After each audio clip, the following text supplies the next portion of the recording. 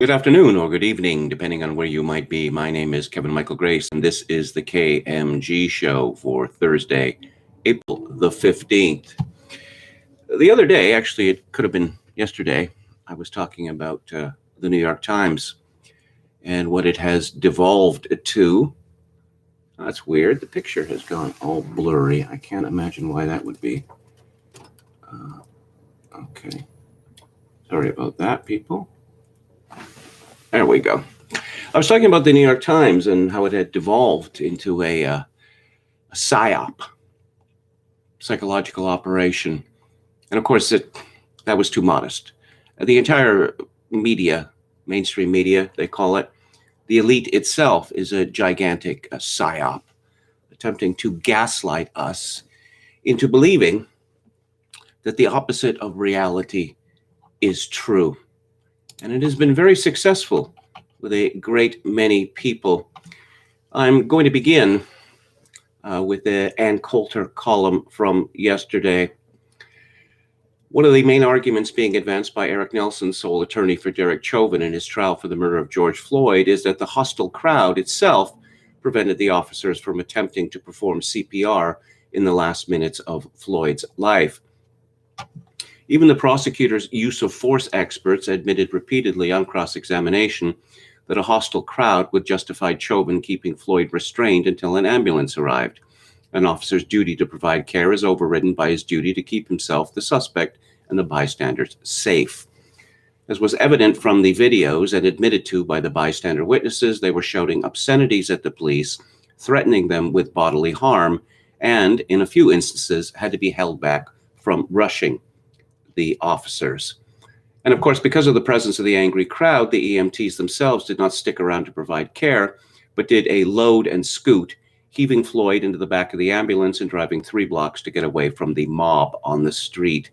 They didn't even want to work inside an ambulance near this feisty group.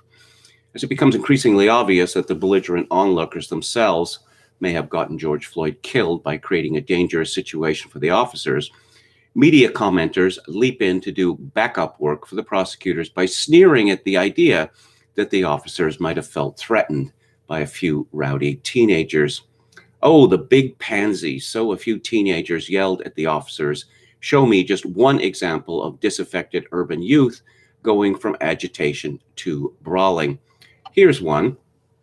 One recent Saturday morning in May 2019, 6 teens beat the crap out of an off-duty firefighter on the Upper East Side because he stepped in to defend an elderly couple from the youth's harassment.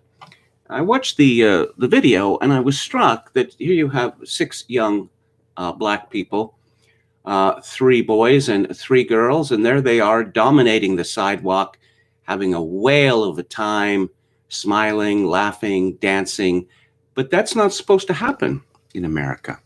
Apparently, these youngsters have been given the talk where they learn that the police in particular and white people in general pose a deadly threat to them every single time they leave their house. In fact, this is LeBron James has said that, pretty much those exact words. So, there was an elderly couple who were being blocked on the sidewalk by these 6 youths, and a off-duty firefighter came and told them to knock it off, and instead he got knocked to the ground, pummeled, got his teeth knocked out, suffered a concussion. But again, this is the opposite of what is supposed to happen, what we're told American life is like. But no, this is the true reality, which brings me to a demented column in the New York Times, of course, by star columnist Charles M. Blow. Rage is the only language I have left. Society has become horribly desensitized to police killings of black men. No, actually, the opposite of that is true. Each killing of a black man by police officers leads to national outrage, denunciations, demands for vengeance, and cities going up in flames amidst an orgy of looting. That does not sound like desensitized to me. Blow begins, one of the first times I wrote about the police killing of an unarmed black man was when Michael Brown was gunned down in the summer of 2014 in Ferguson, Missouri. Brown was a black teenager accused of an infraction in a convenience store just before his life was taken. Last summer, 6 years on, I wrote about George Floyd, a large black man accused of an infraction in a convenience store, this time in Minneapolis. So, Michael Brown, the gentle giant, he was wantonly killed by the police because he was accused of an infraction. No, we have the video. Michael Brown decided to steal a $50 box of cigars to make blunts. And when the Asian shopkeeper attempted to stop him, Michael Brown, the gentle giant, dealt with him forcefully. So then Michael Brown and his accomplice, having committed robbery, which is a serious crime, they start walking down the street. In the middle of the street. Well, whose streets? Our streets, apparently. Now, when a police siren was heard, Michael Brown's accomplice acted sensibly and headed for the hills. The gentle giant kept on walking down the street. When the police officer caught up with him, Michael Brown leaned into the driver's seat, punched the officer in the face, and then attempted to steal his pistol. The policeman, and then he just continued walking down the street. The policeman managed to get out of the car, come around to the side, and ordered Michael Brown, who was now guilty of felonious assault on a police officer, he ordered him to stop. Michael Brown would not stop. What he did was he charged at the officer. And it took something like, Michael Brown was 6'4" and 292 pounds? Yes. It took something like 10 shots to bring him down. There were exhaustive investigations of this incident, including by the Department of Justice, which discovered that a whole bunch of people lied about what had happened, and they established the truth that the police officer had killed Michael Brown, the gentle giant, in self-defense. Now, either Charles Blow doesn't know about this, and I can't understand how he would not know about it, given that it was the most reported story of 2014, or he's decided to gaslight us. He continues, both men were killed in the street in broad daylight. No, Michael Brown was killed at night. An officer knelt on Floyd's neck. In both cases, there were multiple community witnesses to the killings. Yes, and as we know, based on the Department of Justice investigation, and Obama was president then, that a whole bunch of community witnesses lied about what they had seen because it was a black man versus a white policeman. In both cases, there was a massive outcry. Oh, wait, I thought Americans had become desensitized. In both cases, the men were accused of contributing to or causing their own deaths, in part because they had illegal drugs in their systems. No, Michael Brown contributed to or caused his own death by refusing to stop when ordered to by the police after committing a robbery, then assaulting a police officer and attempting to steal his pistol. Blow continues, between those two killings, there have been a depressing number of others. In January 2015, the Washington Post began maintaining a database of all known fatal shootings by the police in America. Every year, the police shot and killed roughly 1,000 people, but as the Post points out, Black Americans are killed at a much higher rate than white Americans, and the data revealed that unarmed Black people account for about 40% of the unarmed Americans killed by the police, despite making up only 13% of the American population. I wonder why that might be. Could it be because of a greater propensity to commit crimes and then to resist arrest? Blow continues, something is horrifyingly wrong, and yet the killings keep happening.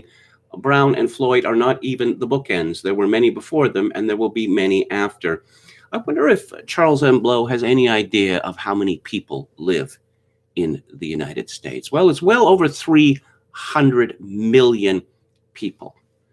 So we were talking about 1,000 people shot to death every year in the United States, in a country of well over 300 million people. Below continues, very little has changed. The aftermath of these killings has become a pattern, a ritual that produces its own normalizing and desensitizing effects. Again, the wholly inept and inapt use of the word desensitizing. We can now anticipate the explosions of rage as well and the relative intransigence of the political system in response. Again, the last part of that sentence is so grossly untrue that either a Blow is ignorant or a fool, or he is gaslighting us. Municipalities can deploy officers as a malicious arm of urban planning, as well as a profit-generating enterprise. Police officers in gentrifying neighborhoods can make new arrivals feel safe by controlling and correcting existing residents. Isn't that the point of the police? It is also perverse, and too often it is Black people, particularly Black men, who bear the brunt when all this pressure culminates in a killing. So it becomes hard to write about this in a newspaper because it is no longer new. Well, that doesn't stop them at the New York Times or anywhere else. The news of these killings is not that they are interruptions of the norm, but a manifestation of the norm. Yes, the norm whereby people who resist arrest often end up in grief. There's a famous Chris Rock video from some years ago that you can still find on YouTube called How Not to Get Your Ass Kicked by the Police. And it contains very good stuff in there. A lot of wisdom. Blow concludes, a society that treats this much Black death at the hands of the state as collateral damage in a just war on crime has no decorum to project. No decorum to project. That society is savage. I am also no longer interested in talking about Black pain and Black trauma. Then why did you write this column? I'm becoming ever more convinced that there is a prurient interest in gawking at Black suffering rather than a genuine desire to remedy it. I now focus on my rage. I'm sure that pain and trauma are present in me, but I'm choosing to subjugate their import. Rage has ascended to my position of primacy. America scoffed and was unmoved when, for years, we spoke out of our pain. So be it. Now rage is the only language I have left. There's a great unreported story in America, and it has to do with the integration of several Northeast cities in the 1960s, particularly integration of the schools and neighborhoods, which led to a phenomenon called white flight. Now, why did the whites flee from neighborhoods in New York and Detroit and Boston and Philadelphia? Because their schools were ruined almost overnight. And they were tired of their children being beaten up and extorted in school. And they were afraid for their own lives, given the deterioration of their neighborhoods. I quoted from a VDARE story yesterday on interracial killing in the United States, and I don't think I need to remind you of the facts of this. But I have become persuaded that one reason for the media's obsession with making martyrs out of men who die at the hands of the police is to divert attention from the terror that white people experience every day on the streets of America. And let's go to the chat. Here we go. Metal Mike says, it's pure masochism to read these articles. One is better just to disengage. I don't think that it's masochism, because I think that knowledge is a blessing. And some people have realized, but not enough have realized, that practically everything the media tells you is wrong. Worse than that, it is an attempt by them, a successful one, to poison the well. Hello to Palcasso88, Dan and Buddy. Kevin, was 1988 a good year for you? Not particularly. Palcasso88 says, KMG, I read that there are 38 new cases of COVID on Vancouver Island. I'm praying for you. Yeah, I believe we've had 25 deaths over 16 months, which is, 2 a month on an island of 800,000 people. Hello to Roulette Cracked. Metal Mike, Ontario is in deep. Ford now mulling closure of manufacturing and warehouses. Yes, the more dictatorial Ford becomes, the more the media cheers him. Perhaps he will order everyone in Ontario to remain in their homes with the military delivering food. Kevin, 2 queen beds, Grace. One is for sleeping, says Anne, the other for the other one is simply not used. Infraction, says Chogokin666. Yes. Steve says, we can't live with people who have this mentality. Well, my advice from last year is even more appropriate for this year. ABA, always be avoiding. Chogokin666, can't share a country who view reality so differently. Reparations. Apparently Congress is taking up the idea of reparations. I said a few weeks ago that in terms of the whole affirmative action superstructure, which exists both in government and in private industry, and all of the rest of it, I would be prepared to live with that, so long as there was a quid pro quo. That, okay, we're giving you this stuff, these benefits, these advantages because of what you have suffered or what you have alleged to have suffered. Your community leaders will keep you in line. Right now, how about stop advocating for race war? But that's not going to happen. The more gibs that some people are given, the more filled with rage they become, like Charles M. Blow. Does he really think that he got his job on the New York Times because of his spectacular thinking and writing abilities? MF Superstar says, use per capita when it helps your case, ignore it when it doesn't. Roulette Cracked, accelerationists of the world rejoice. Well, no, I'm not an accelerationist. I could point out that the French Revolution began in 1789, and that dust-up didn't end until 1815. And Europe was subjected to an orgy of killing from the Atlantic to Moscow. Adam, no question on Charles Blow. He's malicious, not really stupid, though. The two are not mutually exclusive. Chokin666, I'm projecting my decorum. William Hicks, prurient interest, isn't that related to sexual matters? That's the original meaning of it. But it has been extended, like so many words. Prurient interest, says MF Superstar, blacks obsessed with totally lunatic notion that whites are obsessed with blacks. Hello to G's He Stall. Affirmative action is infrastructure, says MF Superstar. Apparently, packing the Supreme Court is infrastructure, according to a Black American congressman. Jim Smith said, would love to see Charles Blow's columns before they hit the editors. Yeah, okay. That's an interesting point, because I used to be an editor, and I used to see unedited copy. And I think that most people would be shocked when they realize the difference between edited and unedited copy.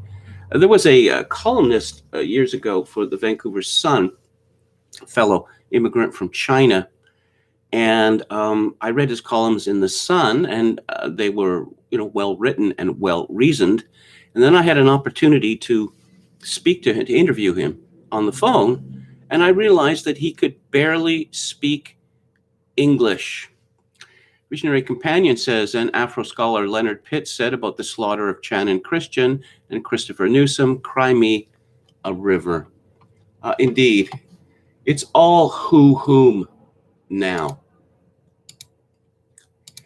Miranda Devine writes in the New York Post, why would anyone want to be a cop with the way they're being treated?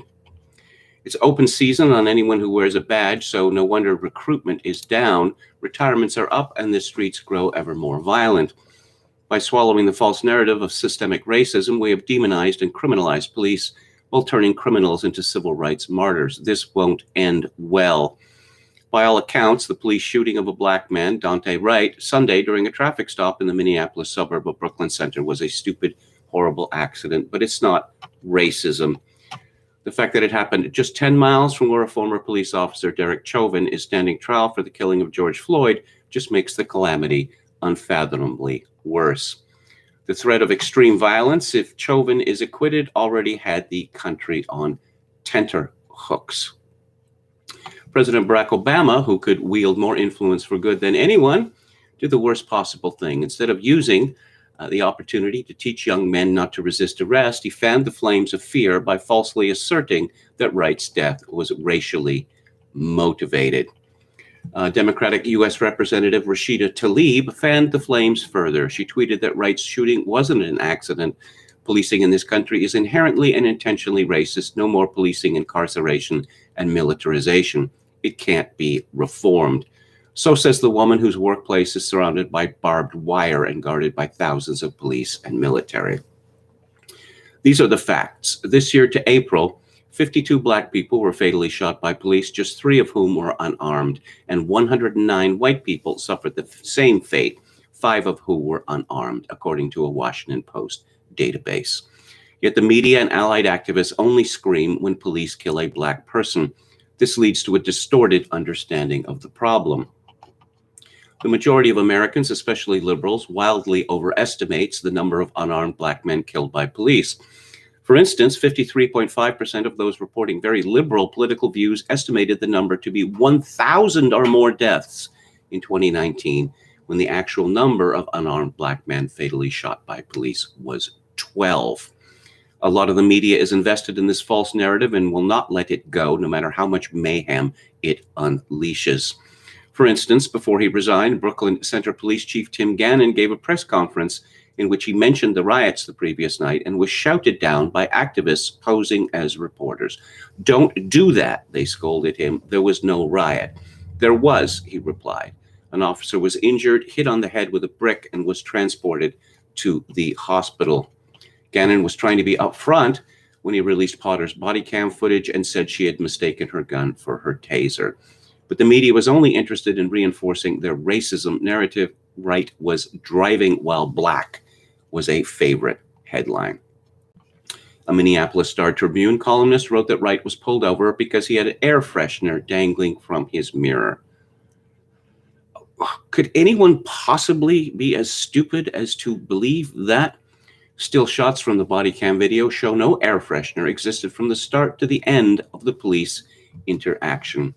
Pulling Wright over wasn't racist. He was driving with expired license plate tags. Arresting him wasn't racist. He had an open warrant related to an armed robbery case in which he allegedly choked a woman and threatened to shoot her. And it goes on and on and on. As I say, they are gaslighting you. I see that Chicago is being boarded up because a teenager called Adam Toledo was shot by the police. Again, from the New York Post, BLM protesters rally outside home of Jonathan Pentland after viral video. BLM protesters vandalized the South Carolina home of a soldier charged with assaulting a black man in a now viral video, forcing his family to move to a safe house. Videos showed a large group of people holding BLM signs and shouting through a megaphone Wednesday as they stood in the street outside 42-year-old drill sergeant Jonathan Pentland's home just outside Columbia. "I'm on your yard," one woman was seen shouting directly at the house believed to belong to Pentland, who went viral for confronting a black man and telling him he was in the wrong neighborhood.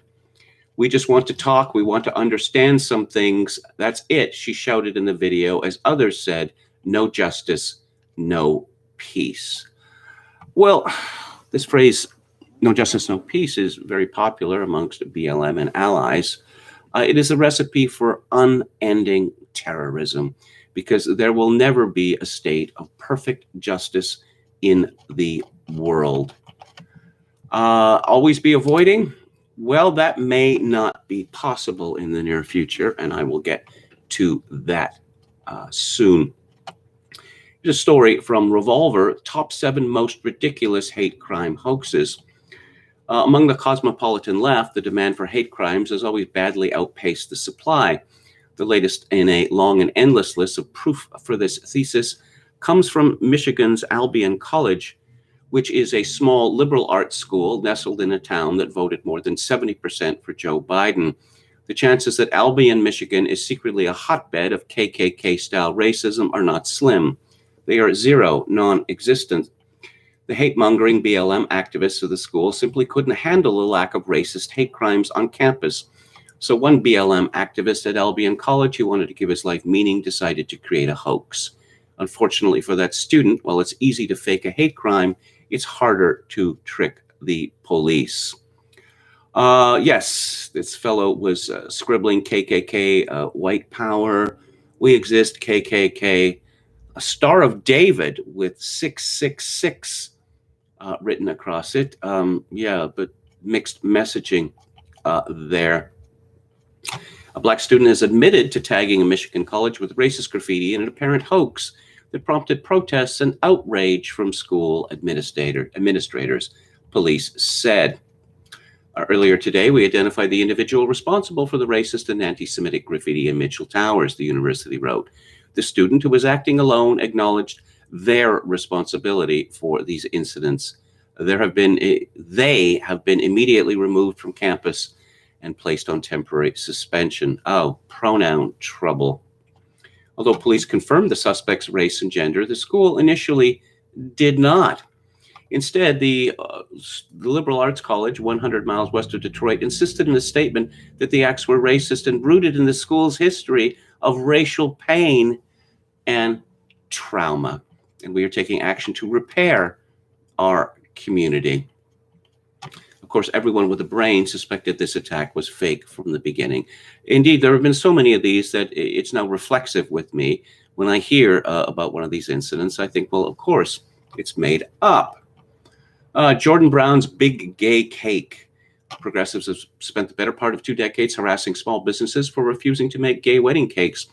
But Jordan Brown, pastor at the totally not a grift Church of Open Doors, found another way to exploit cake shops. In 2016, the Reverend Brown sued a grocery store after he said his Love Wins cake was delivered with an unwanted extra word. And there's a picture of it. And the unwanted extra word begins with F and ends with G.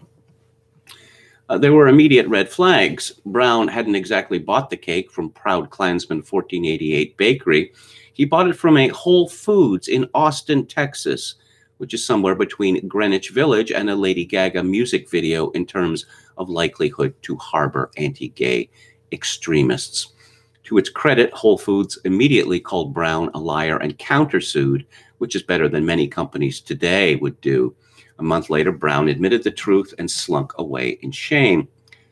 Madonna Constantine, who wins a spot on this list for so excellently showcasing one of the most common motivation for hate hoaxes, a pathetic need to use racial victimhood to avoid getting in trouble for other bad behavior.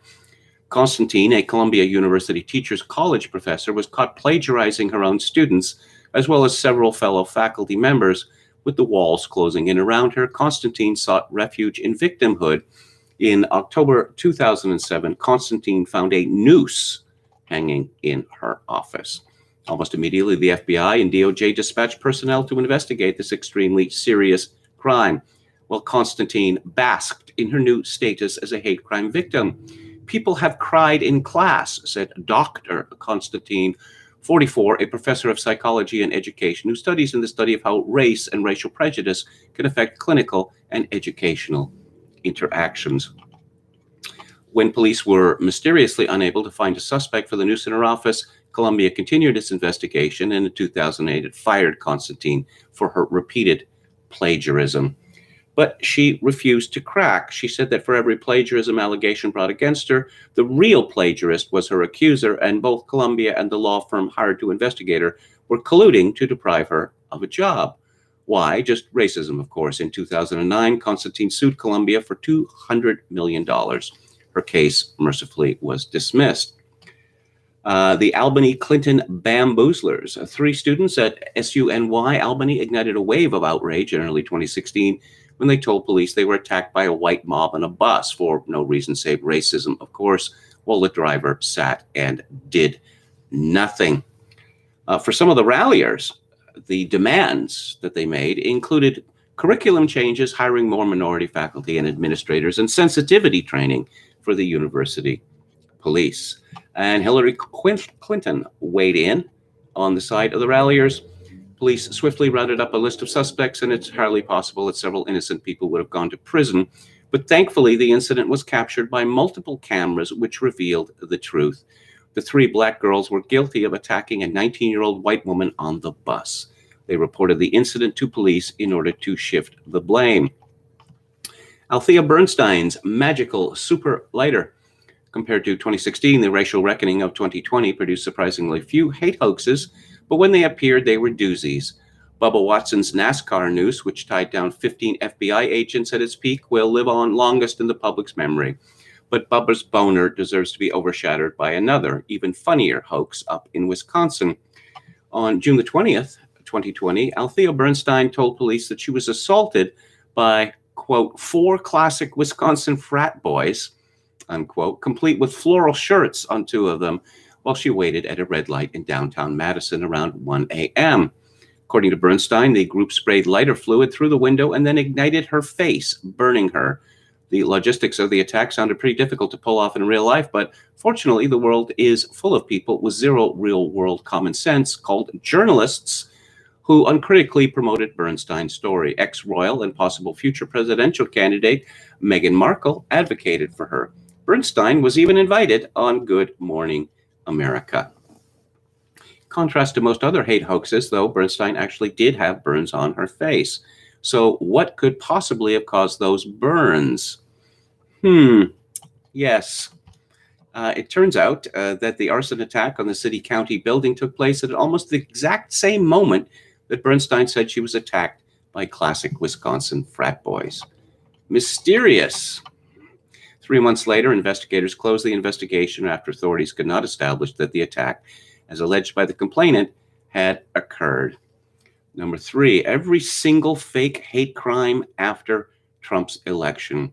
There was the 18-year-old Muslim teen who said 3 Trump supporters tried to nab her hijab on a New York subway train. In reality, she made up the attack because she feared her father would punish her for going out drinking with friends. Oh, and we have Juan Thompson formerly of The Intercept. And there was gay filmmaker Chris Ball, who says that a group of Trump voters cornered him in an alleyway on election night in Santa Monica and beat him so badly he went to the hospital. Unfortunately, Ball didn't account for things like basic record keeping, which revealed that he was never admitted to an area hospital and had never called the police. Oh, Jussie Smollett, I'm sure we all know about that one. And the hate hoax that spawned an industry, Tawana Brawley. And let's see. Oh, yes. This is from the National Post. The digital director of President Biden's COVID-19 response team has previously shared racist tweets, including calls for bans on white people, the National Pulse can today reveal. That's what they call eliminationist language, and academics point to it as the sort of thing, if repeated often enough, leads to genocide. Geraldo Rivera is still in journalism and determined to get woke. He's 77 years old. One might have thought that he'd saved up some money after being a media star for decades. Geraldo Rivera, this is from the New York Post, exploded on Dan Bongino on Fox News Wednesday as the two continued to clash about policing in America following the death of Dante Wright.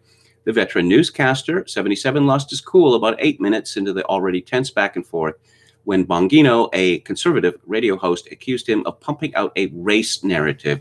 "You just want to see the country burn," he sniped on Hannity. "I want to see the country burn, you son of a bitch," Rivera erupted. "I want to see the country. You punk. You're nothing but a punk. I know more than you." Yes, that's classic journalist rejoinder. What do you know? What, did you have a 10-minute career as a cop? You've been running for office for the last 20 years. Well, it turns out that Bongino served as a police officer for 4 years and then served 10 years as a Secret Service agent. So I guess he does have some knowledge of law enforcement, but not enough for Geraldo Rivera. This is from Alana Mastrangelo at Breitbart. Hank Azaria, the white actor who voiced The Simpsons' long-running Indian character Apu, has been invited to meet with the Hindu American Foundation over his guilt for having voiced the cartoon character. Better buy those DVDs before they disappear. The same goes for King of the Hill, which featured a white actor voicing the part of a Laotian immigrant. John Cleese issued his own mock apology for the various sorts of English that he has mocked over his career. And Joy Ann Reid, she never disappoints. This woman can barely speak English. This is from Pam Key at Breitbart. MSNBC anchor Joy Reid on Wednesday's The Readout accused former President Donald Trump of inciting violent white extremism. Addressing former Secretary of Homeland Security Jeh Johnson, Reid said, quote, "The idea that Afghanistan could go on forever, we can't stay anywhere forever, especially when we got home security threats in terms of violent white nationalism that is threatening our capital. When we have got our own former president inciting people into violence and pushing them more into this violent white extremism, much the way bin Laden, did, sort of inspiring people to be this way." She asked, "Do you feel, as someone who ran DHS, that we have to turn our focus here because we have our own internal terrorist threats to deal with?" Jeh Johnson said, "My short answer is yes." Oh, and let's hear from another celebrity, Trevor Noah. This is again from Breitbart. Well, a series of polls taken since last summer show that Black Americans don't want police departments defunded, and in some cases want a larger police presence in their neighborhoods. Comedy Central's The Daily Show host Trevor Noah, who was born and raised in Johannesburg, South Africa, said, quote, "The system in policing is doing exactly what it's meant to do in America, and that is keeping poor people in their place," unquote. Trevor Noah, whose net worth is estimated at $100 million, posted a 4-minute video on Wednesday in the wake of several recent events where police officers confronted Black people. He asked where the good Apple police officers are. Where are the videos of cops stopping bad Apple officers from violating a Black person's civil rights? Noah asked. So, essentially, Trevor Noah is saying that all policemen are bad apples, and he's seeking to incite further violence.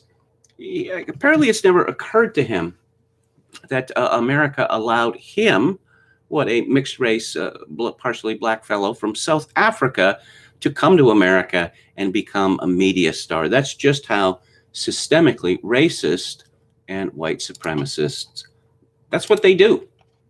That's what systemic racists and white supremacists do. And what's the upshot of all this? From John Nolte at Breitbart. In 12 American cities run by Democrats, the murder rate is skyrocketing, according to a study by the Law Enforcement Legal Defense Fund. Nationally, the murder rate has hit a 26-year high. And of course, advances in emergency medicine means that a great many people who had been shot or beaten, who would have died in the past, now survive. So when you hear that the murder rate has reached the highest level in 26 years, that means that it is even worse than that number would suggest. In Chicago, arrests and stops are down 53%, murders are up 65%. In New York City, arrests and stops are down 38%, murders are up 58%. In Louisville, arrests and stops are down 35%, murders are up 87, not a typo, percent. In Minneapolis, arrest stops are down 42%, murders are up 64%. St. Louis is now America's murder capital. In 2020, the murder rate hit a 50-year high, with 87 out of every 100,000 residents being murdered. You are now 3 times more likely to be murdered in St. Louis than in Mexico. Oh, and the New York Times is keeping a list of bad thinkers in industry. Let's see, how many people did it take to write this? Oh, just 4 people.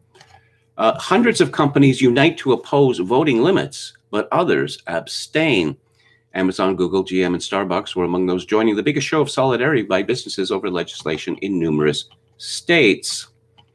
Amazon, BlackRock, Google, Warren Buffett, yes, all the best people. But there are still some companies which are not willing to march in lockstep. And the New York Times is very unhappy about that. Oh yes, and the media is howling in outrage and execration because Tucker Carlson's speech about immigration and voting rights actually appealed to one legislator. On Wednesday morning, U.S. Representative Scott Perry, Republican of Pennsylvania, echoed Fox News host Tucker Carlson's concerns that immigrants are coming here to replace native-born Americans for the benefit of the Democrat Party. This is quite encouraging, actually, because this is something that should have been talked about decades ago, but it is now being talked about, and it is never too late. You know, Dum Spiro, Sparrow. Where there is breath, there is hope. A piece by Technofog at his Substack about the killing of Ashley Babbitt. He concludes the DOJ is lying about the Ashley Babbitt case. The force was excessive, so the DOJ punts on willfulness. Of course, the identity of this particular officer has not been disclosed. What makes the Babbitt case different? The victim and the location. This case should have gone to the jury. If this killing took place in Minnesota or Chicago, the results would have been different. Okay. Oh, yes, reparations. In a year of reckoning. I thought reckoning was the word of 2020, but it appears that it is also the word of 2021. A House committee late Wednesday advanced legislation first introduced in 1989 that would study the issue of awarding reparations to the descendants of American slaves. I thought that these progressives were supposed to be forward-looking people and not backward-looking. Well, again, it's always a whom, isn't it? Let's have a look at the chat. John Stewart must have seen all this coming, says Brandon Smith. Noah exudes low IQ, says Hikmah Warrior. It's the empty look in his eyes. MF Superstar says Noah's riding John Stewart's rocket ship till it flames out. Okay, even Orthodox Christian bloggers are getting expelled from Fakeberg. Well, you know, there's talk of underground churches in Canada, and the woke people, including journalists on Twitter, are going nuts about this. It's not about underground churches. It's about white supremacy. COVID-19 has certainly been heady days for Christophobes. Okay, what else do we have here? Bongino was on top of Russia Spygate hoax before anyone wrote 2 books about it, however in vain, says MF Superstar. Palpicasso 88, Geraldo's head is as empty as Al Capone's vault. Jim Smith points out that Bongino is the announced successor to Rush Limbaugh. Please call him Jerry Rivers, says Anron. Yes, that's how he used to style himself back when America was a different country. Who the hell is Meghan Markle, says Anron. I was informed last night that sources say that Meghan Mertz is ready to forgive the royal family, which unfortunately provoked a spasm of rage from me. And, Derek Chauvin, yes. Did you know that apparently he cheated on his taxes to the tune of, didn't pay taxes on $25,000, something like that? They're determined to get this guy every which way. And yes, what have been the economic effects of the COVID-19 sanitary dictatorship? Well, not good, but worse for some. And let's find out who those some are. This is from the Wall Street Journal editorial board. A state lockdown accounting. With rare exceptions, the states that shut down the longest suffered the most economic harm. Spectacular reasoning there. Who could have guessed? If the 2008 financial panic became the Great Recession, let's call the last year the Great Lockdown. As the U.S. economy reopens more fully, comparative data is emerging about the 50 states that illuminate how much of the economic harm was self-inflicted. It was all self-inflicted. The panic, the hysteria, the masking, the social distancing, and all the rest of it, this has never been done before in history. And, there are good reasons for that. Hawaii's economy declined the most, 9.9%. No surprise, given its dependence on tourism. Wisconsin, minus 6.6%. Sorry, Wyoming, minus 6.6%, and other energy-producing states were also slow to bounce back. New York's minus 5%. Recovery was third worst, and even New Jersey and Connecticut fared better. Utah performed the best, growing 4.3%. It also has the 6th lowest per capita COVID death rate. The bill. The bill is now due. From CNBC, Berkeley Lovelace Jr., Pfizer CEO says 3rd COVID vaccine dose likely needed within 12 months. You know what I think is going to happen? That pretty soon, everyone's going to be walking around with drip feeds with the COVID vaccines constantly entering the bloodstream. You can't be too careful, and you can't get enough doses.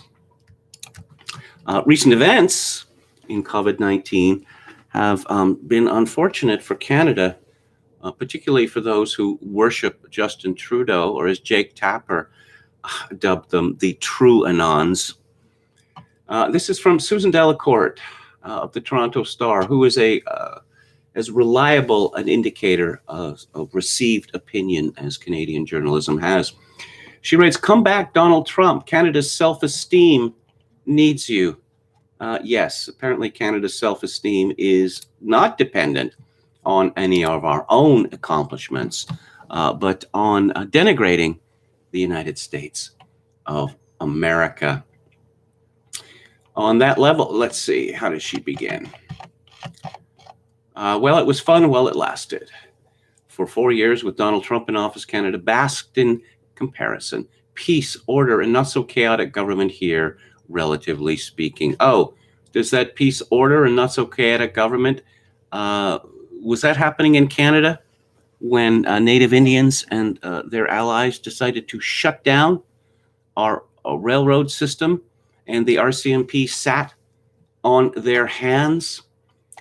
She notes that that Justin Trudeau has been slammed by Tucker Carlson and Jake Tapper on CNN and in The Atlantic and Forbes magazines. Yes, it's too funny. It's too funny.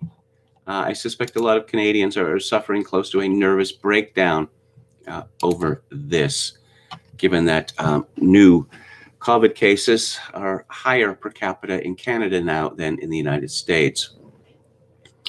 At Lockdown Skeptics, the case for lockdown collapsed when Sweden's epidemic began to retreat. Don't pay any attention to Sweden.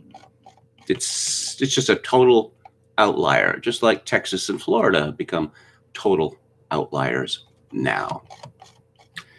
AstraZeneca no worse than other vaccines for blood clots, study finds. Is that supposed to be reassuring? Let's show the red card to vaccine passports for football fans. Vaccines the cause of Britain's drop in COVID cases, not lockdown, says King College London epidemiologist.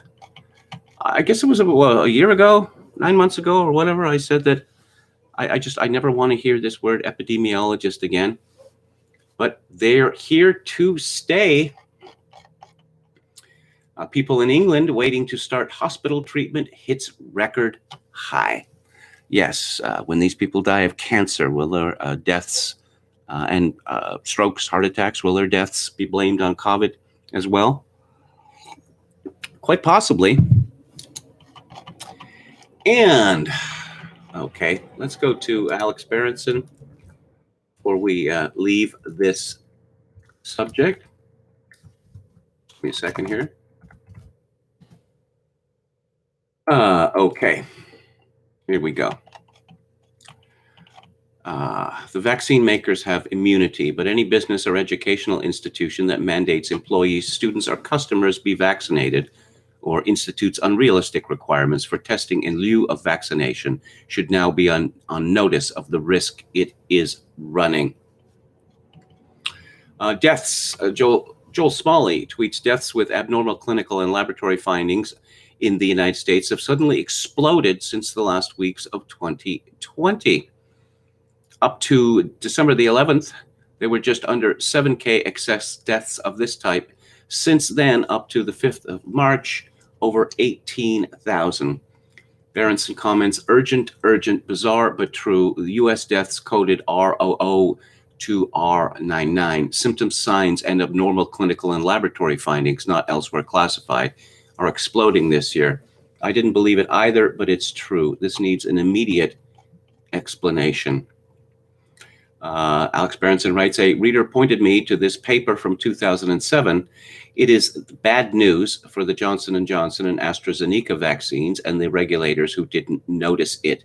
But at least it provides a theoretical differentiation between them and the mRNAs. And finally, I've now heard from multiple people that the vaccine side effect reporting system is, to be polite, overwhelmed, behind on reports, and hardly functioning.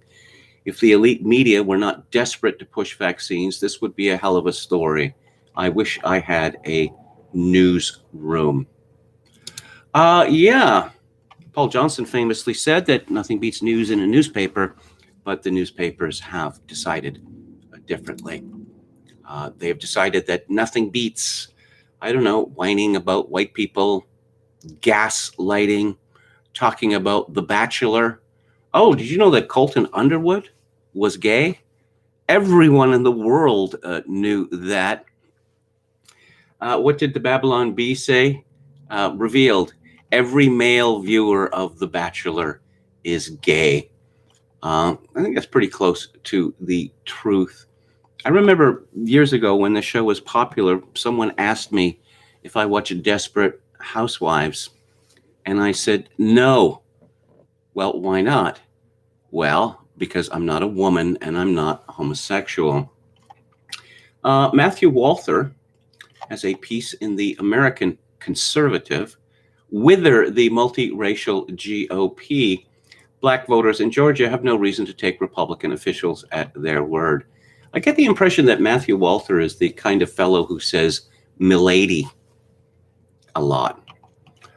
Walther thunders that the politicians in Georgia, and by extension, all those who support election integrity,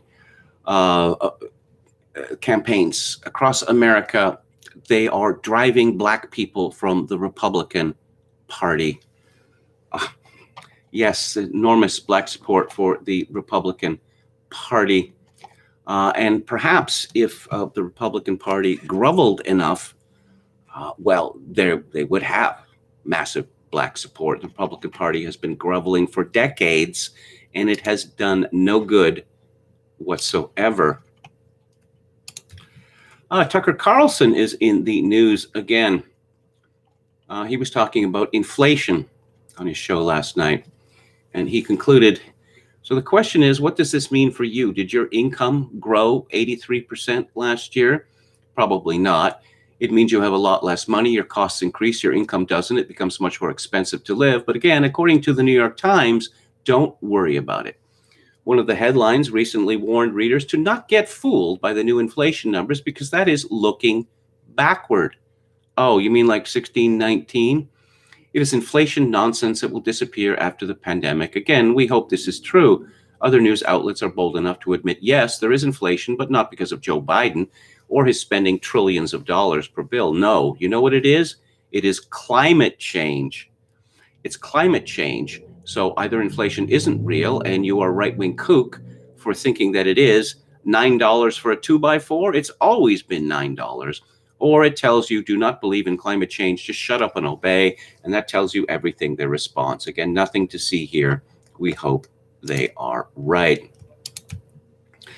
Yes. You see, when you pour an enormous amount of new money into an economy with a relatively fixed amount of goods, then prices are going to rise. And prices have been rising spectacularly since roughly the year 2000, when Alan Greenspan decided to invent a new form of capitalism. The business cycle was abolished. No more recessions, just endless cheap money. And no, inflation, no, that's not going to happen. We've abolished inflation. Chelsea Clinton is calling on Facebook to ban Fox News host Tucker Carlson from the platform, following a surge in online engagement with a post that included the conservative television personality's speculation on the effectiveness of coronavirus vaccines. The former first daughter on Wednesday tweeted a screenshot of a Facebook post that included Carlson's monologue from the night before, in which he said, if the vaccine is effective, there is no reason for people who have received the vaccine to wear masks or avoid physical contact. So maybe it doesn't work and they're simply not telling you that, he added. Yes, we can't have a discussion about that. And Chelsea Clinton, no less, has decided. And Chelsea Clinton has other political opinions. I agree, the GOP are lunatics, whereas Democrats are in the business of solutions. It could be that Chelsea Clinton has a personal gripe with Tucker Carlson. I wonder why that might be. Well, Tucker Carlson a couple of years ago wrote a book called Ship of Fools, which includes a discussion of the former first daughter. Unlike her mother, Chelsea Clinton never made the journey from rebellious young person to establishment elder. She began and stayed in the establishment. She is the living embodiment of the modern American ruling class. Born in 1980, while her father was governor of Arkansas, Chelsea Clinton's life parallels the rise of our meritocratic elite. By 12, she was living in the White House and enrolled at Sidwell Friends School, where the children of presidents, cabinet secretaries, and Washington journalists have gone for decades. From Sidwell, Chelsea chose Stanford from a long list of schools eager to have her, including Harvard, Yale, Princeton, and Brown. In news stories at the time, Harvard scrambled to reassure other applicants that Chelsea didn't have to play the daddy card and was admitted entirely based on her own grades and test scores. Coincidentally, all four of then Vice President Al Gore's children were also admitted to Harvard, presumably also on the strength of their grades and test scores. After finishing a degree at Stanford, Chelsea won admission to Oxford, where she received a master's degree in international relations. The head of University College at Oxford noted that the college is also pleased to extend its link with the Clinton family. Soon after graduation, Chelsea won one of the most prestigious jobs in the world at the management consulting firm McKinsey & Company. She was the youngest member of her consultant class. Despite having no experience in finance, business, or for that matter, employment, Chelsea received the same rank as classmates who had completed MBAs. At 23, she was making $120,000 a year. She didn't stay long. 3 years later, at just 26, Chelsea moved to a job as a chemical industry analyst with Avenue Capital Group, a $12 billion hedge fund. Her salary at the firm wasn't public, but it would have been generous. The fund was run by longtime Clinton donor Mark Lasry. Looking back in a 2014 interview with Fast Company, Chelsea downplayed the financial benefits of all this. She described her early jobs as a process of self-discovery, a kind of metaphysical experiment that allowed her to shed materialism and ascend above the sad wage chasers around her. Quote, "I was curious if I could care about money on some fundamental level, and I couldn't. That wasn't the metric of success that I wanted in my life," unquote. To signify her commitment to a simpler existence, Chelsea and her husband bought a 5,000 square foot, $10 million apartment in New York City's Flatiron district. The unit was reported to be the widest apartment in New York. It stretched an entire city block. Despite her emphatic rejection of materialism, Chelsea somehow got rich during President Obama's 2 terms. In 2011, she was hired as a special correspondent by NBC. To some, this seemed surprising since Chelsea had never worked in television or as a journalist anywhere. Indeed, she had no relevant experience at all. NBC didn't mind. The company paid Chelsea $600,000 a year, far more than other entry-level correspondents. At the time, Chelsea's mother was known to be planning a presidential run and was considered likely to win. Chelsea's spokesperson described the NBC job as an opportunity to serve in the public good. Chelsea worked at NBC for just under 3 years. It's debatable how much public good she achieved. She did very few stories. In one segment, Chelsea flew to Kenya to visit an elephant orphanage. In another, she interviewed participants in the foster grandparent program. In one memorable exchange, Chelsea interviewed the animated gecko character from Geico insurance commercials. She asked the character whether he was recognized on the street, which leads one to believe that Chelsea Clinton had no idea what the Geico gecko was. That is to say, a cartoon.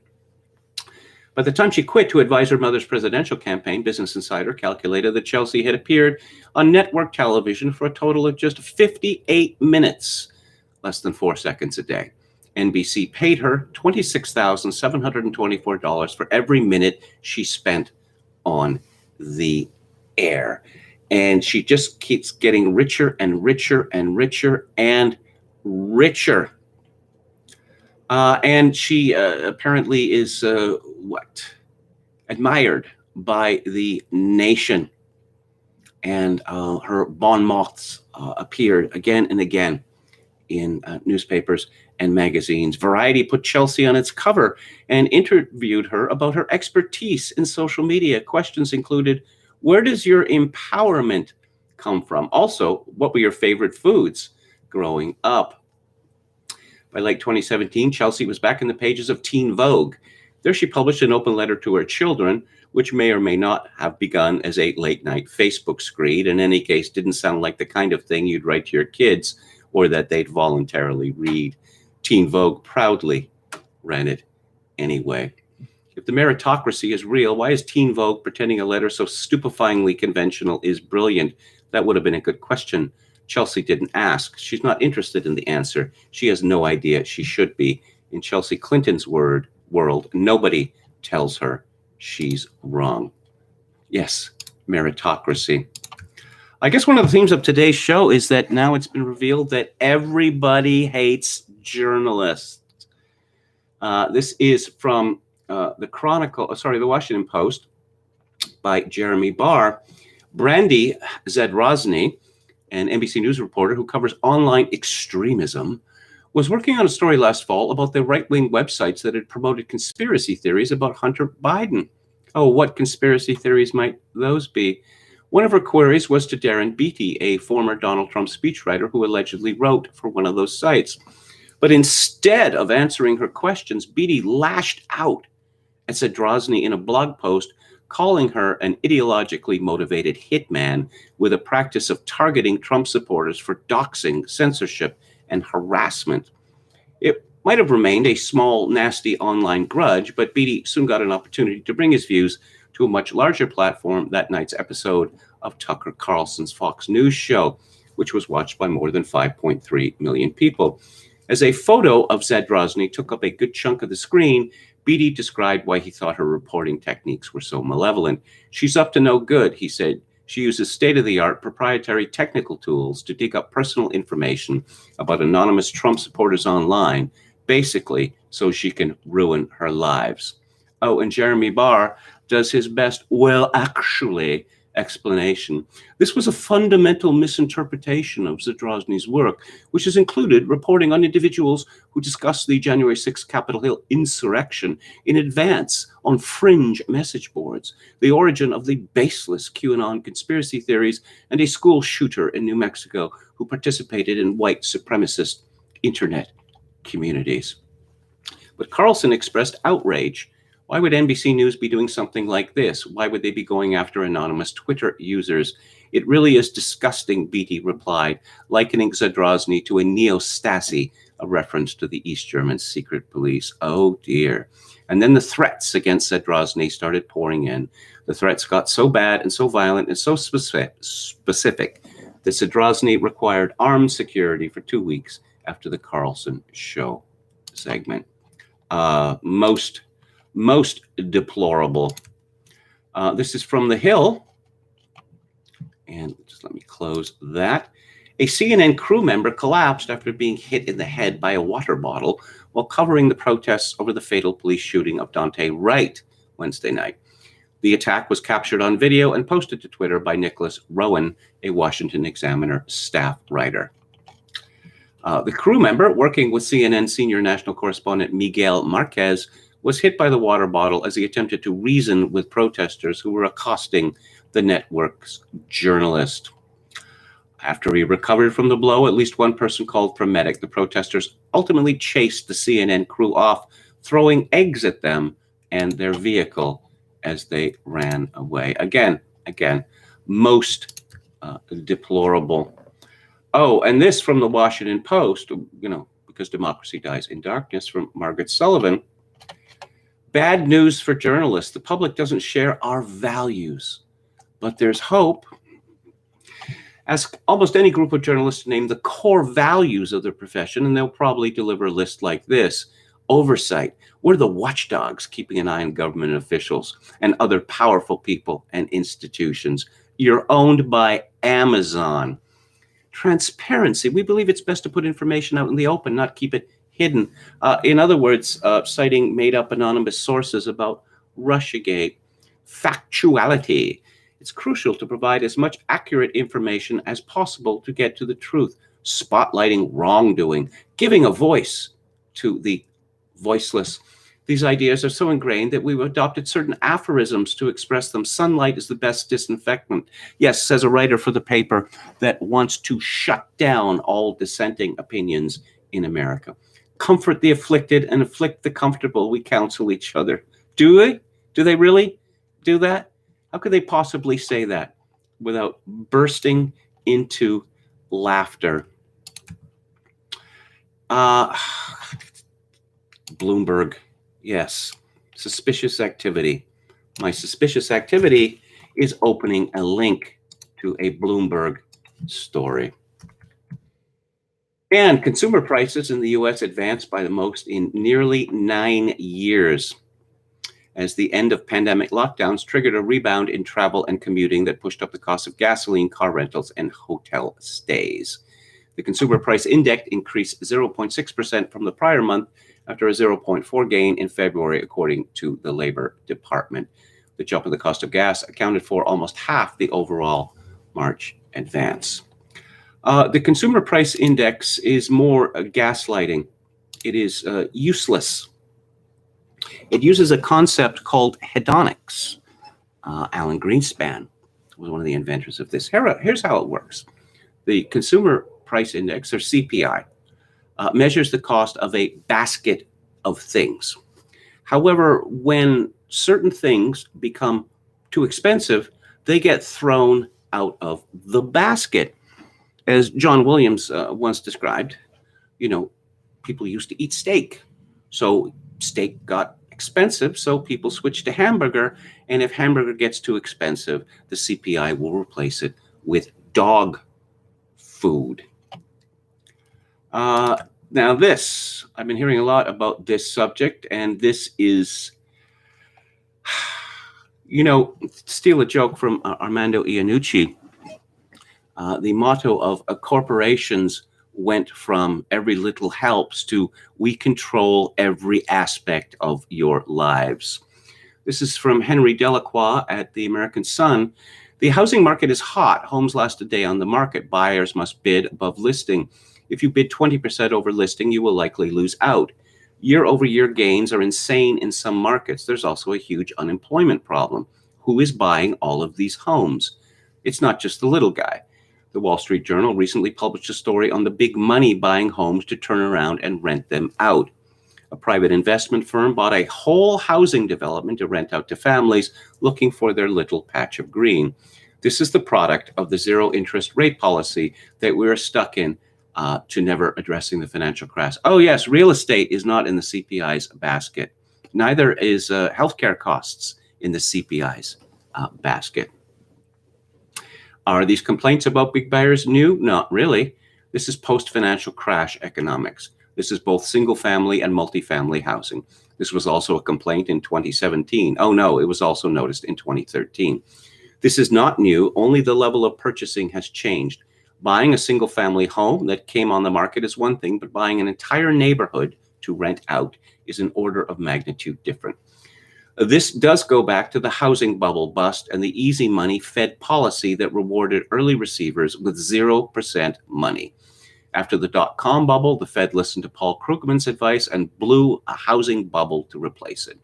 Single-family housing stats were north of 1 million each year after 2000 and peaked at roughly 1.8 million in 2006. America hit the marginal buyer and the meltdown occurred. After the pop, there was a huge overhang of inventory to move. Housing starts crashed below 1 million in mid-2007 and did not reach 1 million again until the end of 2019. Delacroix continues, the problem that created our current situation is that the banks and entities that held these homes to sell were also responsible for lending to builders. Why would they fund builders of new homes when they had millions of homes to unload? It would make no sense to increase supply and crush the value of the homes they have to offload. By releasing a trickle of homes into the market during 2009, 2010, 2011, and constricting building, they could keep sold prices higher and prevent the market from finding a real equilibrium. They did not have to realize real losses on those loans. The lenders could repair their borrower profiles by only lending to those with great credit in the 2009 to 11 period. Banks, hedge funds, and private equity firms could snatch up lone wolf homes in good neighborhoods to rent. The return on rentals over their Fed money was a safe yield. This is all forced by the Fed dropping rates to zero on the short end and buying up long-term bonds with QE after QE. Treasuries yielded near zero, munis yielded near zero, and even rickety euro bonds yielded negative rates once the euro crisis was resolved. The corporate high yield market was stormed for yield. There was nowhere to go for higher yield. Rentals became the new market. Set up a profile of a home in specific markets and wait for homes to hit the checkboxes like a Tinder match.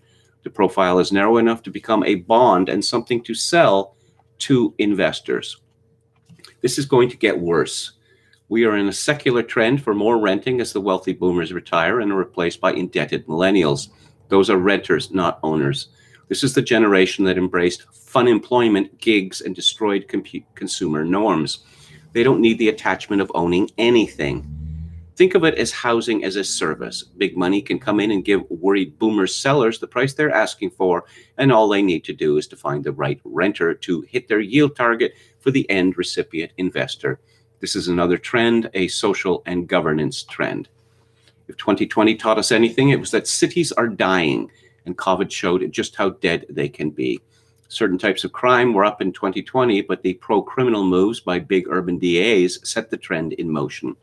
The momentum for criminal justice reform might only be from a vocal minority of true believers, but they have the control of who gets plea deals and who gets released. It won't be white flight from the cities because the middle and upper middle classes of the cities are heavily Asian now, but there will be another round of human capital flight from the cities. Remote work and wanting space may be the means and code words for this round of flight from the cities. These buyers are already showing up. Expect them to form an army once the left solidifies control of the criminal justice system from local to federal. These buyers will all hold the proper opinions, but their feet will do the loudest talking. Yes, fleeing to the suburbs. Yeah, well, Americans have been fleeing to the suburbs for what? More than 50 years. And then they fled from the suburbs to the exurbs. It turns that there's nowhere left to flee. John Nolte writes in Breitbart, if Democrats are in charge of your suburban zoning laws, get ready for the death of your quality of life. Joe Biden's $2.3 trillion infrastructure plan includes provisions to annihilate suburban single-family housing. This from the far left USA Today pretty much sums it up. Quote, Biden's proposal would award grants and tax credits to cities that change zoning laws to bolster more equitable access to affordable housing. A house with a white picket fence and a big backyard for a 4th of July barbecue may be a staple of the American dream, but experts and local politicians say multifamily zoning is the key to combating climate change, racial injustice, and the nation's growing affordable housing crisis. Will it also make people handsomer? Apparently, there's nothing that multifamily zoning can't achieve. Biden wants cities to put more apartment buildings and multifamily units, such as converted garages, in areas traditionally zoned for single-family housing. Current zoning laws that favor single-family homes, known as exclusionary zoning, have disproportionately hurt low-income Americans.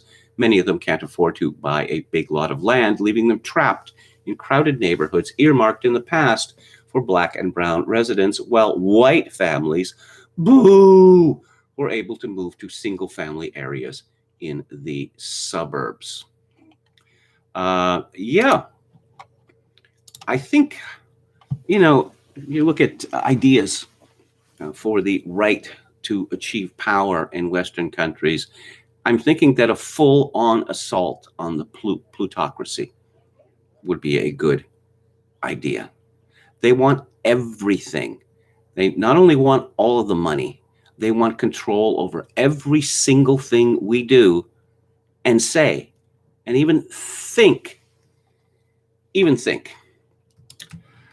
In war news, Biden declares national emergency at Ukraine-Russia border, but calls back U.S. warships. Oh, like Obama's line in the sand? How about that? Biden reversed course on the warships just before his announcement of the fresh sanctions against Russia, and after Russia warned the U.S. ships to stay away for their own good. Biden on Tuesday had emphasized on a call with Russian President Vladimir Putin the United States' unwavering commitment to Ukraine's sovereignty and territorial integrity. Yes, for some people, the Ukraine has replaced Israel as America's greatest ally. Too funny.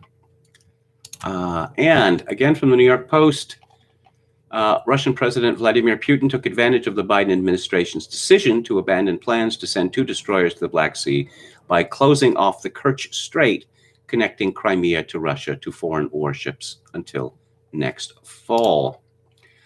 Oh, yeah.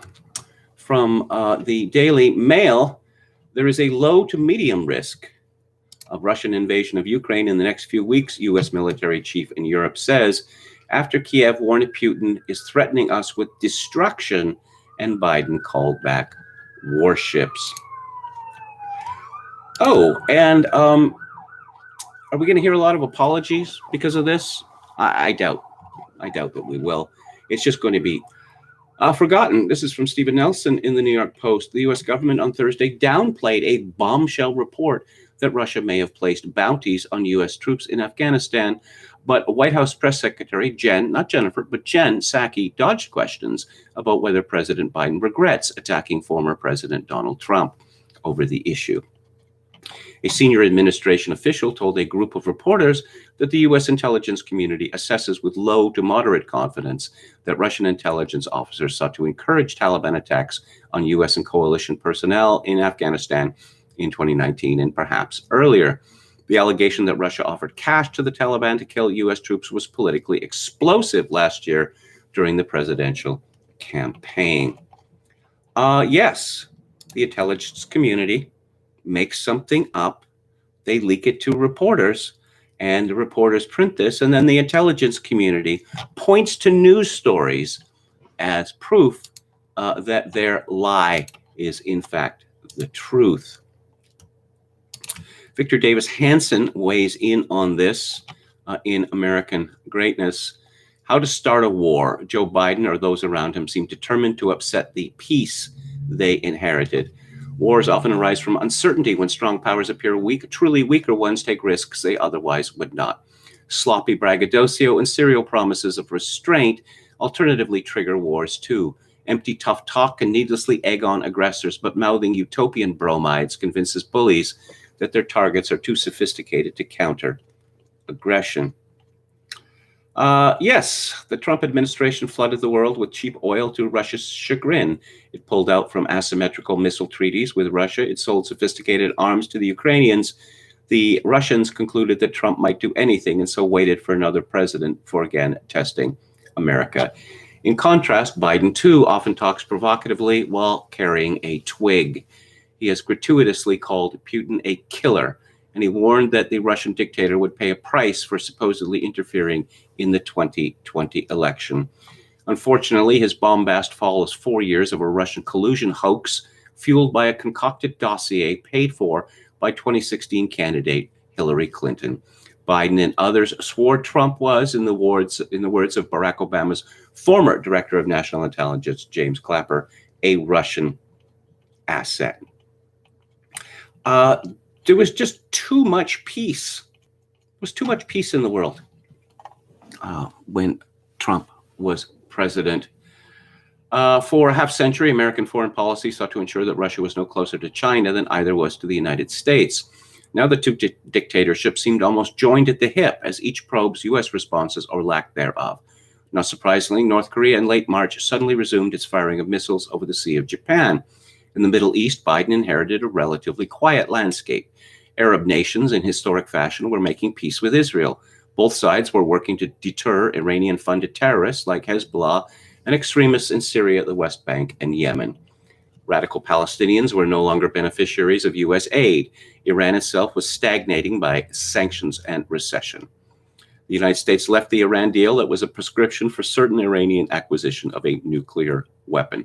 The theocracy in Tehran, the chief sponsor of terror in the world, was in its most fragile condition in its 40 years of existence. Now, U.S. diplomats bizarrely express an interest in restoring cordial relations with Iran, rebooting the Iran deal, and dropping sanctions against the regime.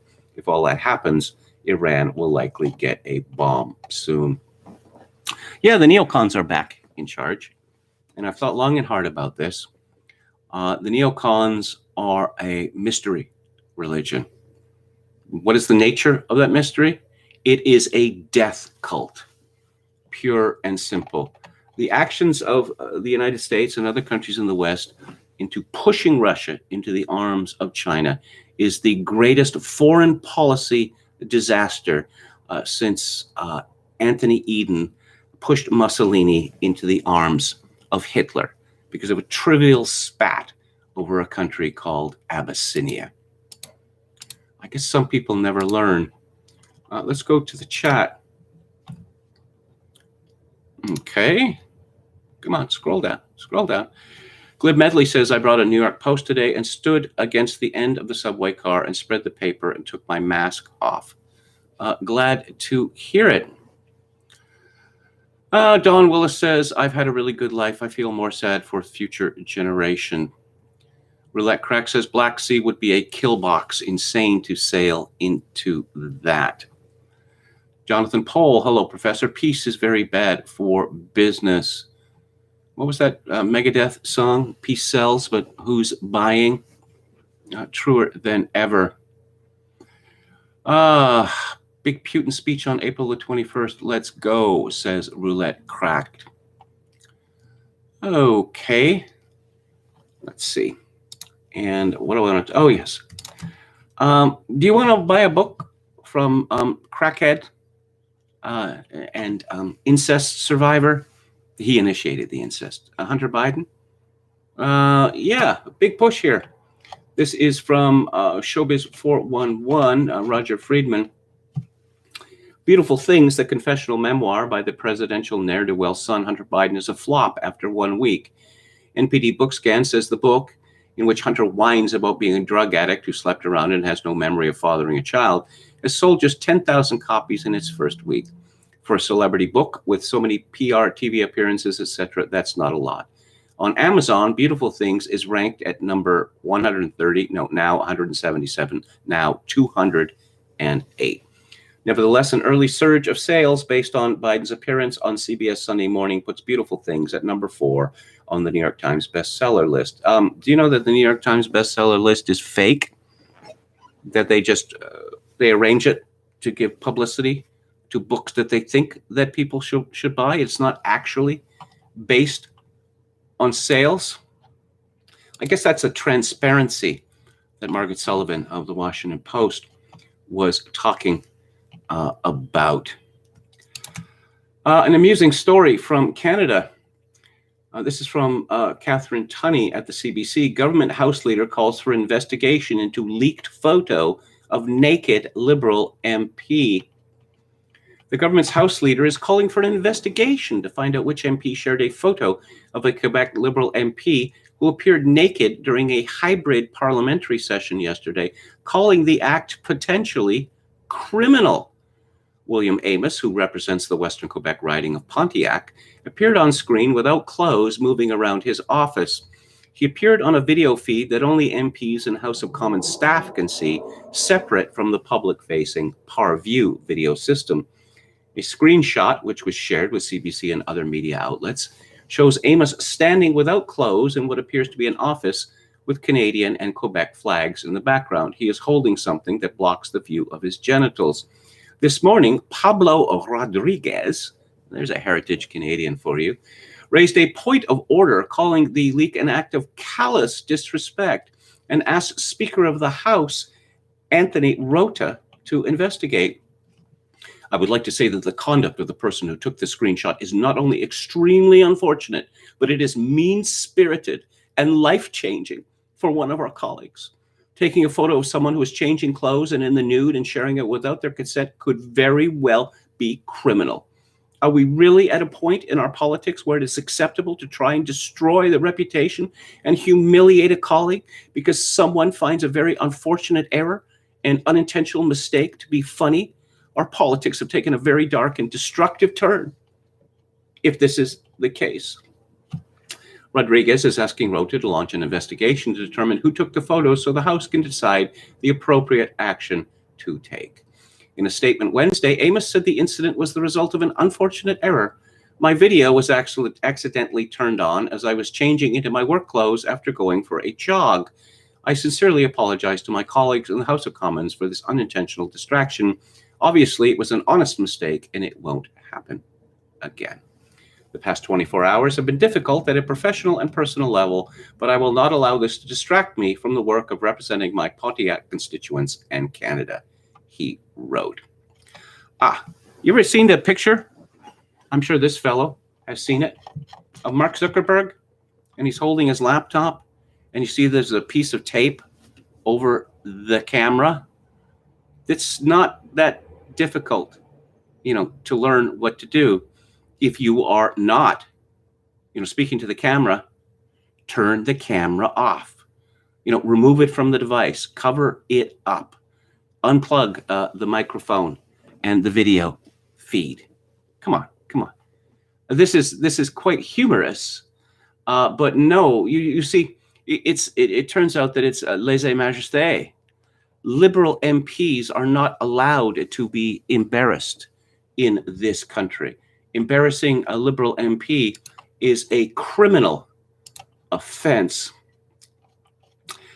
It was announced yesterday that a large number of people who are supposed to be temporary residents of Canada are going to be allowed to stay permanently. It is very difficult for anyone who sets foot on Canadian soil or even Canadian waters to be evicted from this country. If they say they don't want to leave, oh, I've made a life here, I've made a family here, this is my home now, it takes forever to evict them. And in many, many cases, half or more, they don't get evicted. So I thought, what's the Conservative Party position on all this? I hadn't been paying much attention to the internals of the Conservative Party, but I found, to my great amusement, who is the Conservative Party critic for immigration. Another heritage Canadian, of course, and his name is Jasraj Singh Halan, and he comes from Dubai. Yes. And of course that, immigration grows the economy. Is there a magic incantation that must be chanted before immigration automatically grows the economy? And more people means a higher GDP, of course, but how is that GDP sliced up? Well, we know how it's sliced up. The rich get richer, and the middle class gets eliminated.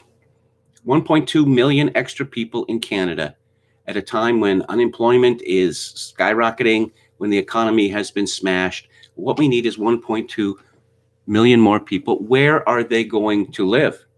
Well, they're going to live in cities, which means the people who already live in cities, like me, are going to have to pay much more to find a place to live. But it's all for the benefit of the GDP, so I have no right to complain. I came across an article in the Walrus, how immigration really works. Who will choose Canada's next wave of newcomers? The elected representatives of the people? No, it could be someone in your town. Kelly Toughill writes, in 2017, the head of Canada's largest labor organization sat down with Ahmed Hassan, then Minister of Immigration. By the way, Ahmed Hassan, he boasted of this in the New York Times, that he was an illegal immigrant to Canada from Somalia. And he becomes the immigration minister. Why does Canada need an immigration ministry? I'll tell you why. Because it just shows who's in charge of this country. Immigrants and would-be immigrants. So Ahmed Hassan, then Minister of Immigration, discussed an idea that had bubbled up from a building trades union in Toronto. The Canadian Labour Congress suggested testing a program that would invite an underground workforce into the light. According to the CLC's estimates, thousands of carpenters, concrete finishers, and other foreign tradespeople were working in the region without the legal right to do so. Some had expired work permits, others had originally entered Canada as students or tourists and never had a work permit. With the construction sector expecting a quarter of its workforce to retire in the coming years, the building boom had come to rest on the labor of under-the-table workers. Instead of tracking workers down and deporting them, argued the CLC, why not set them on the path to citizenship?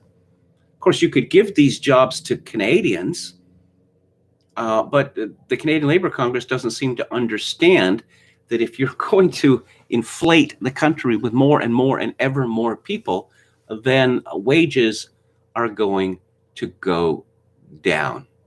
You know, there never would have been any advances in the treatment of labor if groups like the Canadian Labour Congress had been in charge a century ago.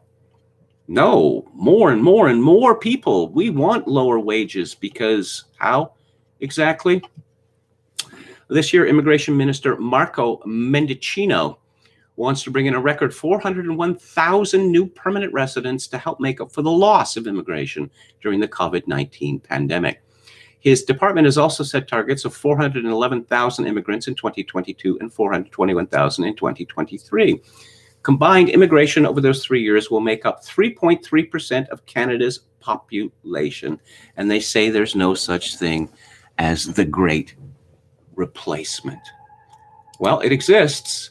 It's just a question of whether you are in favor of it or whether you are not. I'm going to be talking about Adam Curtis in just a minute, but before I do, I'm going to look at the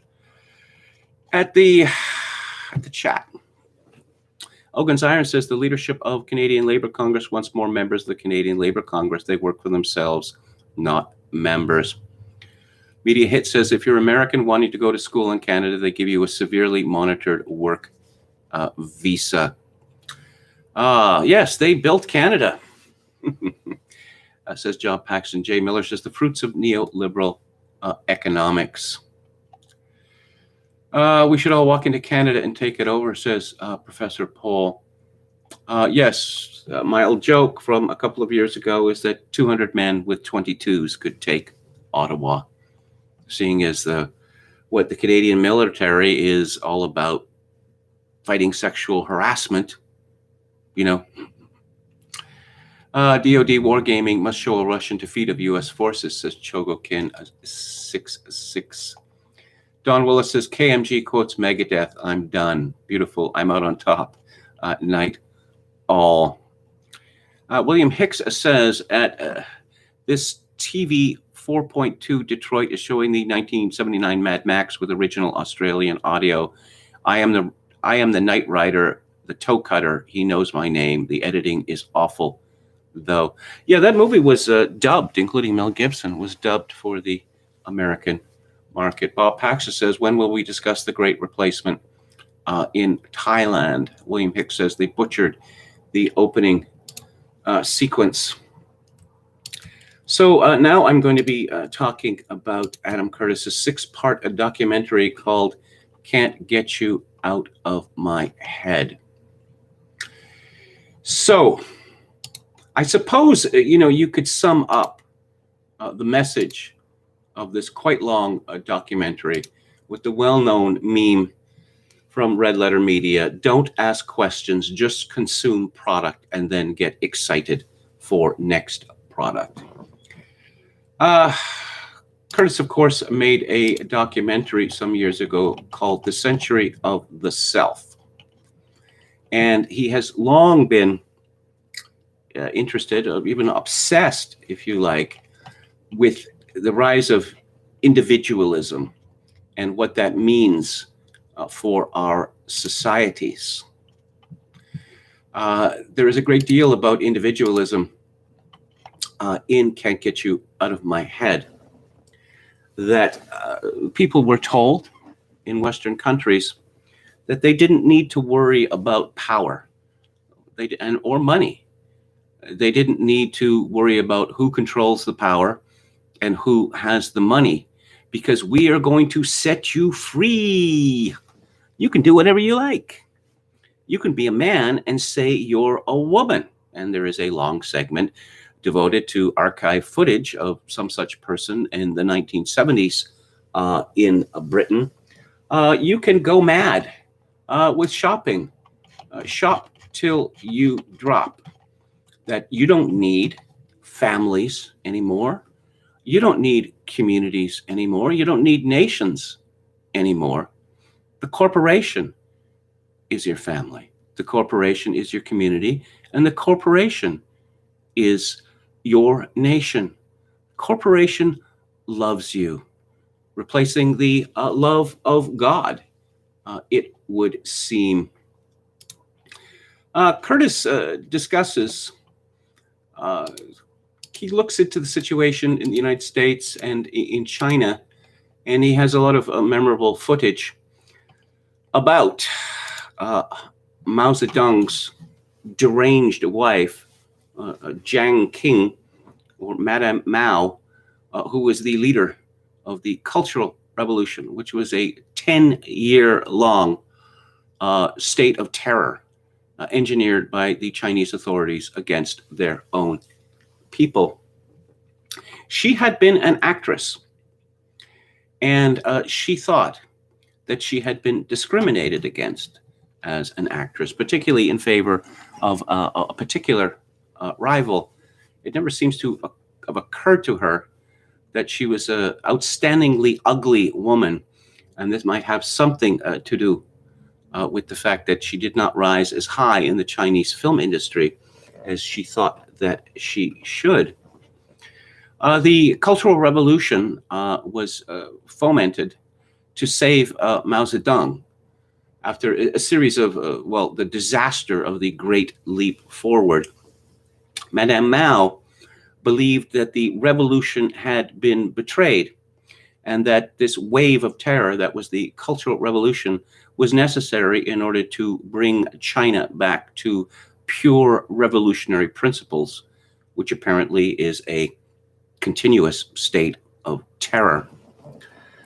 Curtis argues that she was betrayed by Mao, that she had been used cynically in order to stave off Mao's rivals. And this was successful. This was quite successful. After the death of Mao, she became known as she became a great villain figure and one of the premier member of the so-called Gang of Four. There is footage in this documentary of her railing against her inquisitors, calling them fake communists and the like.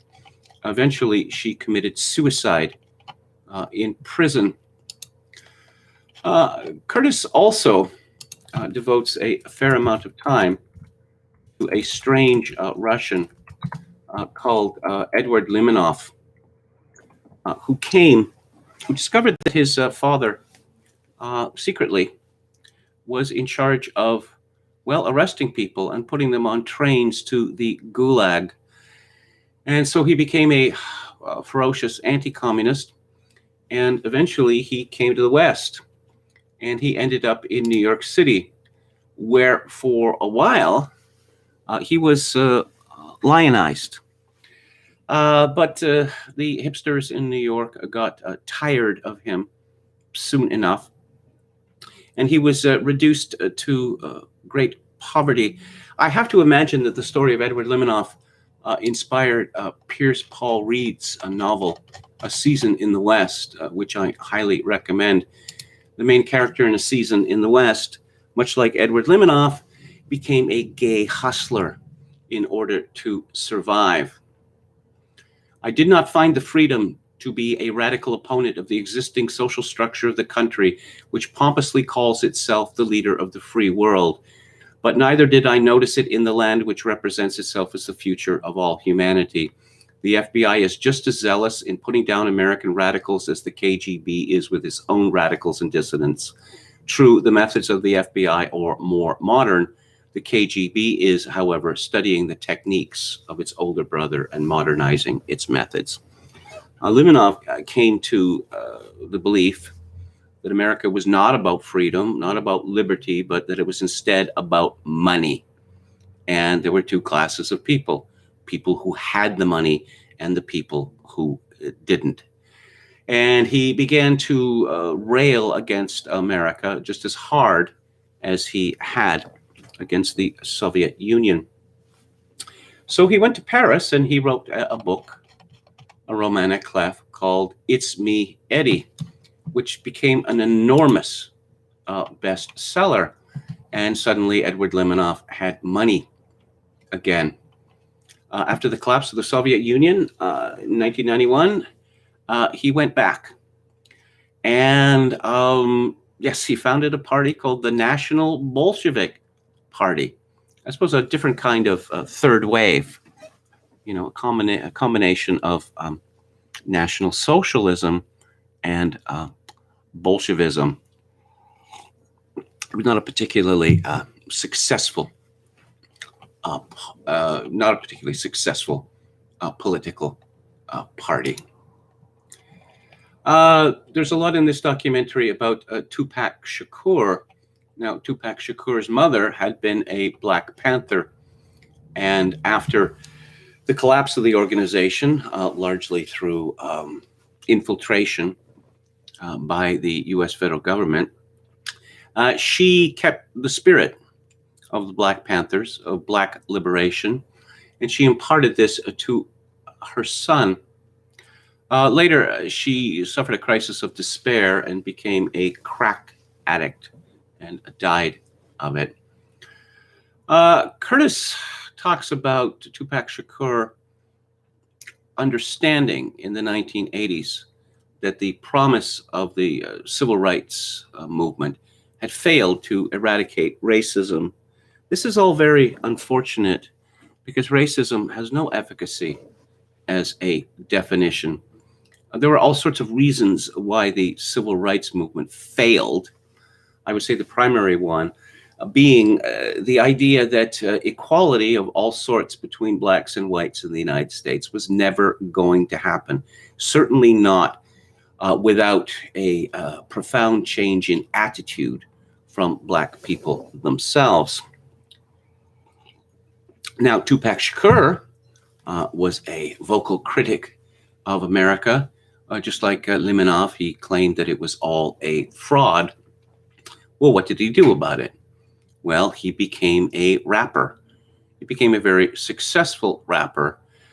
Curtis argues that this approach to a failure of politics is not sufficient.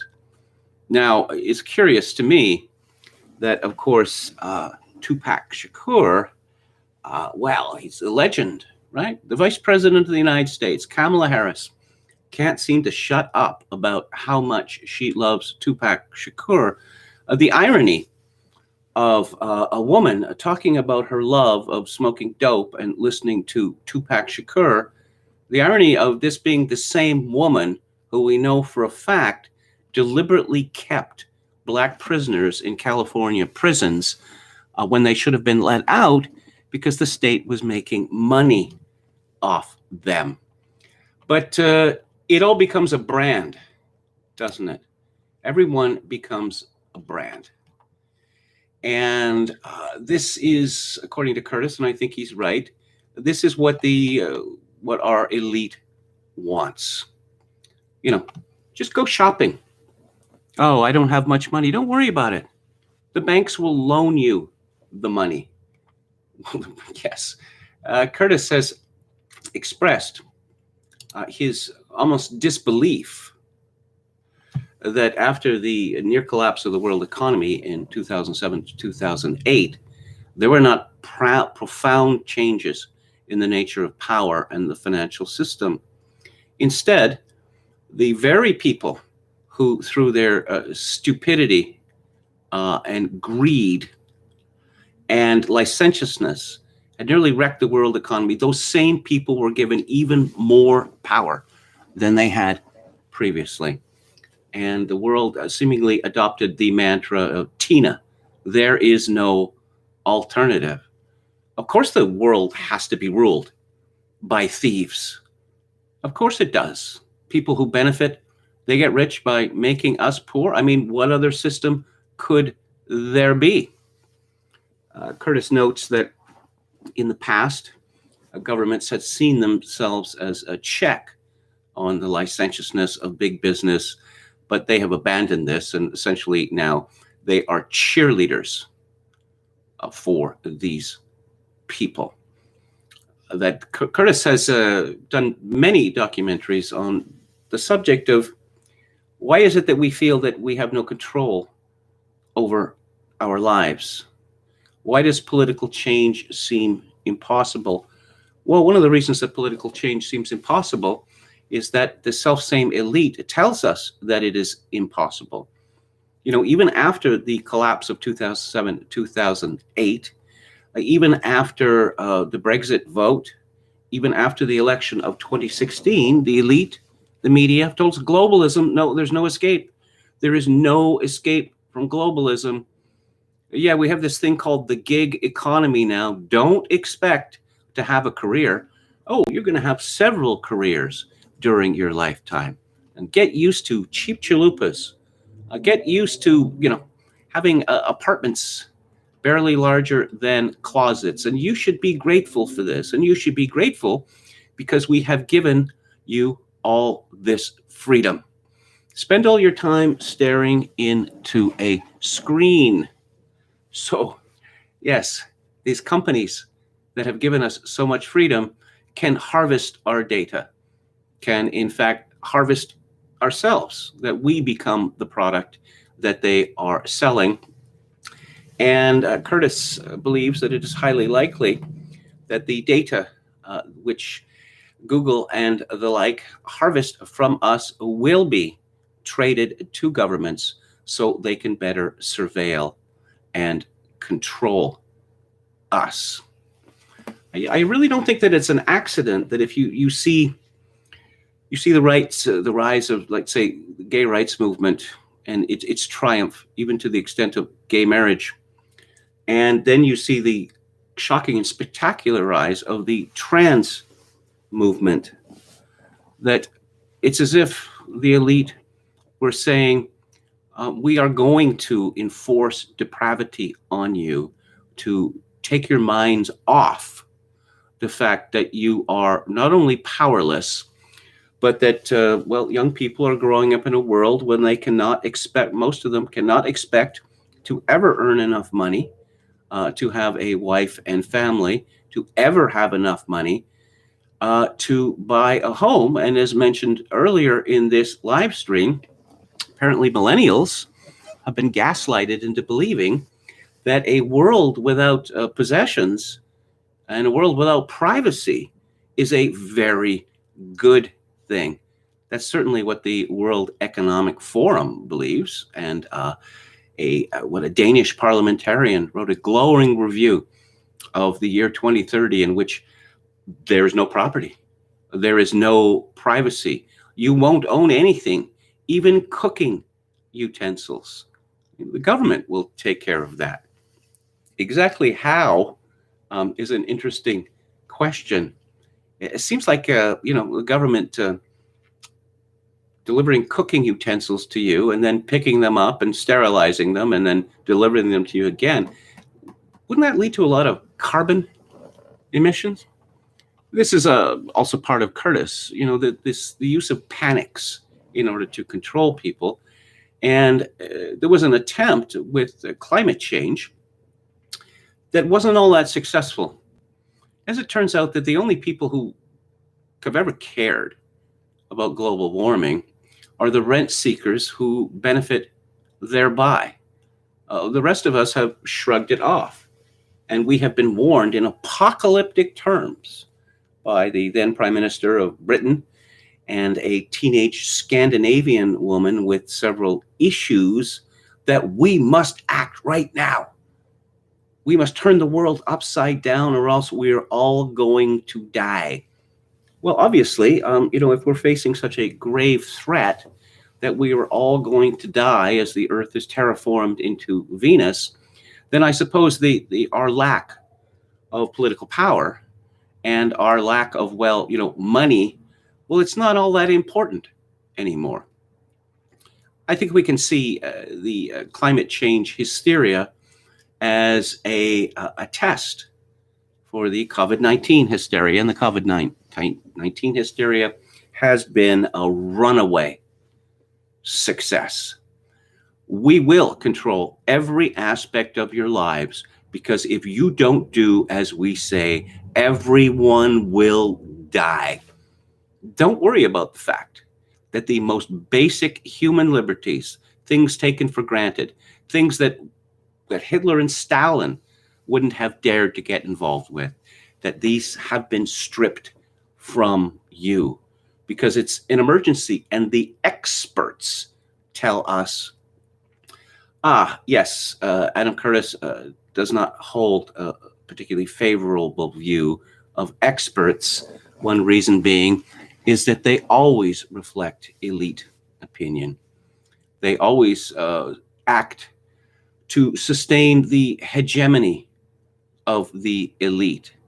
They claim to be disinterested, but they are not disinterested, because if they utter opinions or come up with findings that the elite disagrees with, they will find that their funding is cut. Curtis, I want to say something. I mentioned this a few weeks ago, and it still irks me. Curtis loves parallelisms, and he makes a parallel between the great politician Enoch Powell and a thug and murderer who called himself Michael X, who was an immigrant to Britain from the Caribbean. And Michael X, he worked as an enforcer by a crooked landlord called Peter Rockman, who was also involved with the Profumo case. And so Michael X decided that, the promise of England was all fake.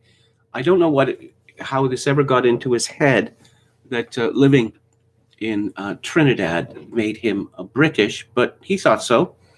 And so he went to England.